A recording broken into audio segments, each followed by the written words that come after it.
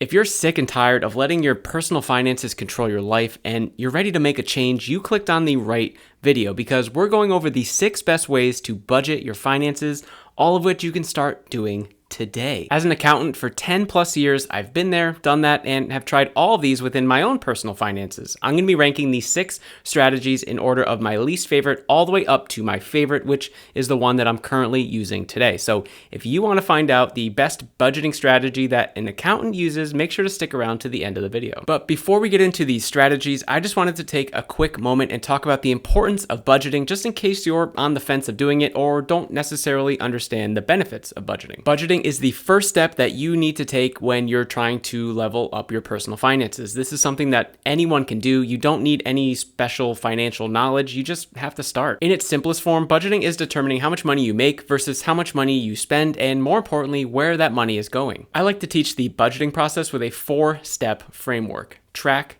plan, adjust, succeed. Now, I'm not going to go too deep into these steps in this video, but track is where you're going to enter your actual expenses, your actual income for every month. From there, you make a plan based on your results of your expenses versus income. Hopefully, you're making more than you're spending. And this plan could be something like creating more money to help pay down your debt faster or meet your retirement goals. After a couple months, you've probably gotten pretty good with this process and are now ready to adjust this plan based on how everything's been going so far. The goal here is to make the process as efficient and as sustainable for you as possible. The last step is succeed, not because you've, quote, made it, because if you're doing this personal finance thing correctly, you're always going to have another goal to accomplish. By succeed, I simply mean that you probably changed your lifestyle or your mindset to get where you want it to go. So make sure you do celebrate your short-term wins, your long-term wins, but then get right back to work because there's going to be more steps to climb. So let's dive into the budgeting strategies for you. Again, all of these are effective strategies. You just have to find the one that works best for you, but for the purposes of this video, I'm going to be ranking them from my least favorite all the way up to favorite. Also, I want you to keep the track, plan, adjust, succeed framework in the back of your mind because it applies to all of these. My 6th favorite strategy is called cash-only budgeting. With this, we're going to be removing as many transactions away from the credit card, as many transactions away from the debit card, and start using more cash. There are studies out there that show people are twice as likely as spending more money on a card than they are with cash. And it makes sense, right? Because you're probably going to be more mindful of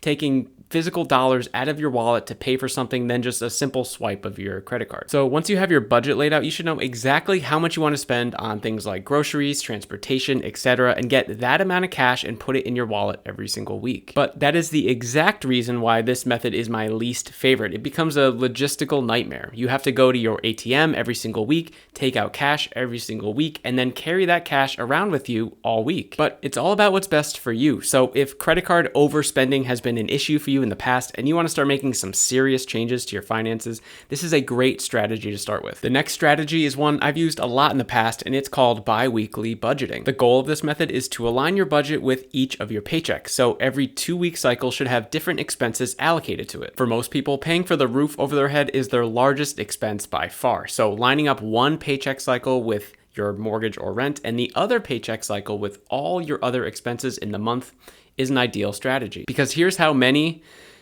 people budget their paychecks. They see an influx of cash on a Friday come in, so they get a nice mental boost and they spend over the weekend. But the week of their next payday comes and it's a struggle because they've already blown through the last check and they're just hanging on for dear life until they get to that next influx of cash. Sound familiar? So try and look at this strategy as becoming net positive during each paycheck cycle. So my wife and I, for example, we got paid around the 1st every month, which was when our mortgage was taken out. And then in the middle of the month is when we scheduled all of our expenses, and that's when we got paid again. And I literally mean everything because all of our expenses were attached to credit cards, which we paid off in the middle of the month. And then other things like utilities and reoccurring investments were also scheduled in the middle of the month. This is how we were able to pay our debt down faster and contribute more to our long-term financial goals. The reason why this isn't highly rated for me is because it's more of an intense strategy and should only really be used once you fully understand your own budgeting process. Also, this will definitely not work if you're strictly on a cash budget. The next strategy is really good as a concept, but very easy to misinterpret, and it's called the 50-30-20 rule. With this, the general concept is is 50% of your income should be allocated towards need items, 30% of your income should be allocated towards want items, and 20% of your income should be allocated towards your saving, investing, or financial goals. For clarification, need items are things that you need to live, like housing, utilities, transportation, etc.,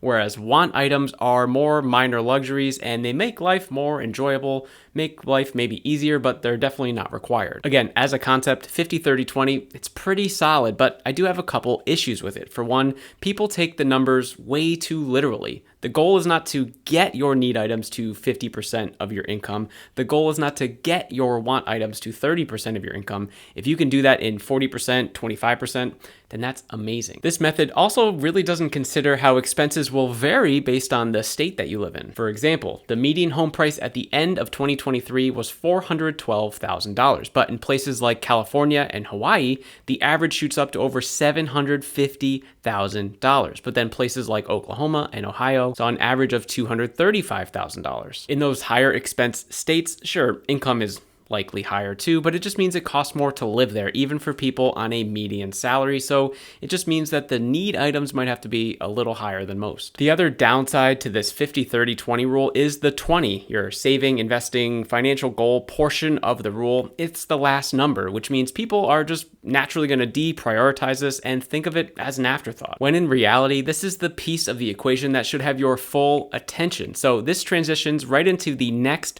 budgeting strategy, which is pay yourself first. This method has you put a portion of your paycheck into your savings, retirement, emergency fund, or any other goal-oriented account before you do anything else with it. So basically, it's out of sight, out of mind. This small mindset shift instantly prioritizes your future self over your current self. And personally, we've been doing this for years. My wife and I have automated payments set up to whatever goal account we are currently in, and it's just based on the personal finance season that we're in. So at a time, it was paying off debt. Another time, it was building our emergency fund. And right now, it's for our future financial goals. So by doing this, you would turn any future goal into a current expense that would need to be accounted for if you were creating a budget. And what it also does is reduces the amount of unnecessary want items, making your paychecks more efficient. The next two budgeting strategies are things that anyone can implement into their own budgeting process, with the first being need versus want budgeting. We've already explained what these expense categories are, so let's dive a little deeper and see why this is such a powerful budgeting strategy. Many people think the fastest way to get more money is by getting a raise at work, getting a better job, or starting a side hustle, all of which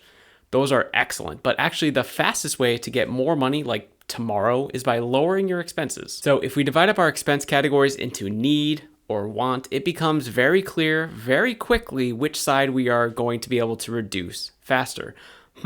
Should I get rid of the $87 a month for all the streaming services that I'm signed up on, or should I just move to a completely different state to reduce my rent? Obviously, the streaming services will have less resistance. So these are the kinds of decisions that you will need to start making, and it only works if you're truly honest with yourself about what is a need item and what is a want item. But don't be afraid to look at your need items and try and reduce those as well. Of course, you need to buy groceries, but do you need to do it at Whole Foods? Could you shop instead at the discount grocery store? This works for every expense category, not just groceries, but I guess the overarching theme of this budget strategy is aggressively reducing your want items and looking at your need items to see how reasonably you can get them down too. The last one is my absolute favorite, and it's called zero-based budgeting. This is basically when your income minus your expenses equals zero. And if this sounds like you're going to have no money at the end of the month, let me explain. It combines the best of the budgeting strategies that we've talked about in this video already, but basically for every dollar that comes in, you already have a plan of where it's being allocated to. It would look something like, okay, 45% is for housing and utilities, 15% groceries, 10% transportation, 15% childcare,